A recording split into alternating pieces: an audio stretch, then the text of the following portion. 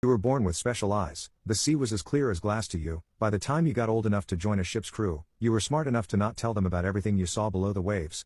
If you stood on the mast of a ship and surveyed the empty horizons, there is a point where everything become a little hazy. As if the very air that envelopes everything has a sort of subtle opacity, veiling things after a certain distance. And this is true for me as well. But where my vision differs is in the water. It did not matter how I came to have this ability. Water, to me, offered a transparency nothing else could. There is no distance my eyes could not penetrate, no veil to shield the depths. Everything inside any body of water, no matter how murky or opaque, laid bare in front of my eyes. It is hard to explain how this is so. Because to attempt to explain this is akin to attempting to explain to a colorblind person how the color purple is perceived. But imagine if you will.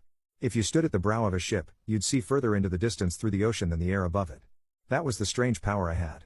And that strange power influenced me to seek a life by the sea as a sailor. I learned quickly not to tell my peers of this sight I had, however. I did not want to be labeled a freak, or cast out for insanity. The things I saw that scared me never came anywhere near the surface, so there was no need to trouble anyone with what I saw. Now, I was not a learned man. I did not come from the wealth or nobility our passengers had the luxury of being from. But I did have a thirst for knowledge. For understanding the world we lived in. To understand the depths that seemed so elusive to all but me. The creatures, the structures, the alienness of it all. And that was why when Dr. Makaya Banu saw both my interest and curiosity in what lay beneath us, she offered me a position in her vessel. She was a marine ecologist, and an eccentric one at that. Her vessel was equipped with instruments and equipment that meant nothing to me. She has research associates as well. 4 of them, studying some variation of marine sciences. They had welcomed me aboard their ship, though I could feel they were unsure what to make of me. I was unsure myself. The only reason I was here was because I had accurately described some of the creatures and reefs I saw on Dr. Banu's notebook, and offered some corrections as well.